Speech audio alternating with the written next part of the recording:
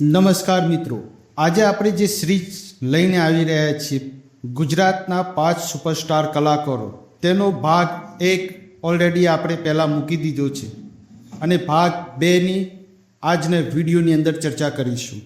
જો ભાગ 1 ના જોયો હોય તો ઉપર આઈ બટનમાં લિંક આપેલી છે અને ડિસ્ક્રિપ્શનમાં પણ લિંક આપેલી છે, તો ત્યાં જઈને તમે સર્ચ કરીને જોઈ શકો છો. ગુજરાતના 5 સુપરસ્ટાર કલાકારોમાંથી અગાઉના વિડીયોની અંદર આપણે 2 કલાકારો વિશે ચર્ચા કરી ચૂક્યા છીએ. હવે બાકીના જે 3 કલાકારો છે તેમના વિશે આજના વિડીયોની અંદર ચર્ચા કરીશું. ચાલો વિડીયોની શરૂઆત કરીએ.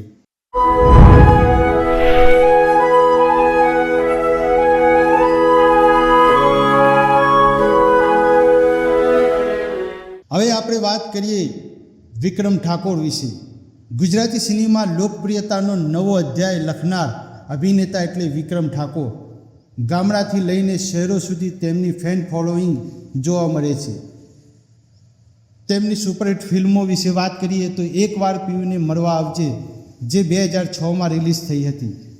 રાધા તારા વિના ગમતું નથી 2007માં રિલીઝ થઈ હતી.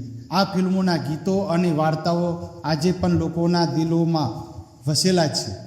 વિક્રમ ઠાકોર માત્ર અભિનેતા જ નહીં પરંતુ સફળ ગાયક પણ છે. લાઈવ સ્ટેજ કાર્યક્રમો અને લોકસંગીતોની દુનિયામાં પણ તેમની મોટી ઓળખ છે. ગુજરાતના ગ્રામ્ય વિસ્તારોમાં તેમની લોકપ્રિયતા અસાધારણ છે. ઘણા ચાહકો તેમને પ્રેમથી વિક્રમ રાજા તરીકે પણ ઓળખે છે.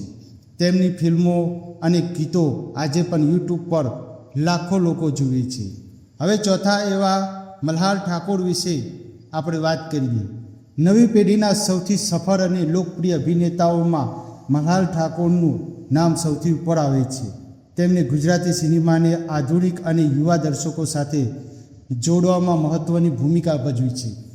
તેમની સુપરહિટ ફિલ્મો છેલ્લો દિવસ જે 2015માં રિલીઝ થઈ હતી, શરતો લાગુ જે 2018માં રિલીઝ થઈ હતી, ગુજ્જુભાઈ ધ ગ્રેટ, આ તમામ ફિલ્મોએ બોક્સ ઓફિસ પર જબરજસ્ત સફળતા મેળવી હતી. છેલ્લો દિવસ ફિલ્મે મલ્હાર ઠાકરને રાતોરાત સ્ટાર બનાવી દીધા હતા. તેમની કોમેડી ટાઈમિંગ અને કુદરતી અભિનયને કારણે તેઓ યુવાનોમાં ખૂબ લોકપ્રિય બન્યા છે. આજના સમયમાં ગુજરાતી ફિલ્મ ઇન્ડસ્ટ્રીમાં સૌથી વધુ ફી મેળવનાર કલાકારોમાં તેમનું નામ લેવામાં આવે છે. હવે આપણે વાત કરીએ ઉપેન્દ્ર ત્રિવેદી.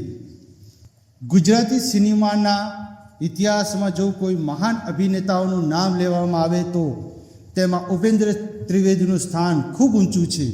તેમણે ગુજરાતી ફિલ્મો અને રંગભૂમિ બંને ક્ષેત્રોમાં અવિસ્મરણીય યોગદાન આપ્યું છે. તેમની સુપરહિટ ફિલ્મો માનવીની ભવાઈ, જેસલ તોરલ, જોગીદાસ ખુમાન, આવી તમામ ફિલ્મો એમના ફાળે છે. ઉપેન્દ્ર ત્રિવેદીને અભિનય સમ્રાટ તરીકે પણ ઓળખવામાં આવે છે. માનવીની ભવાઈ ફિલ્મો માટે તેમને રાષ્ટ્રીય સ્તરે પ્રશંસા અને સન્માન મળ્યું હતું. તેઓ રાજકારણમાં પણ સક્રિય રહ્યા હતા અને ડેપ્યુટી સ્પીકર તરીકે જવાબદારી સંભાળી હતી. તેમની અભિનય કળા આજે પણ નવા કલાકારો માટે પ્રેરણા સ્ત્રોત છે. મિત્રો, ઉપેન્દ્ર ત્રિવેદીની માનવીની ભવાઈ જે ફિલ્મ છે એનું ફૂલ મૂવી રિવ્યૂ આપણી યુટ્યુબ ચેનલમાં ટૂંક સમયમાં ઉપલબ્ધ કરાવીશું આપણે. અને હવે આજનો આ વિડીયો અહીંયા સમાપ્ત કરીએ છીએ.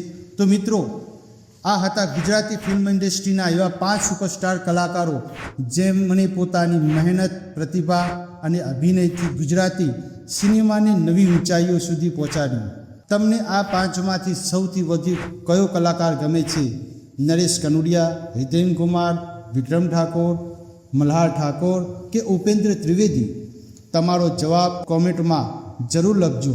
જો તમને આ માહિતી ગમી હોય તો વિડીયોને લાઈક કરો, મિત્રો સાથે શેર કરો અને ગુજરાતી ફિલ્મોની આવી જ રસપ્રદ માહિતી માટે હું ફરી એક નવા અને રસપ્રદ વિડીયોમાં મળીશ. ત્યાર સુધી જય માતાજી.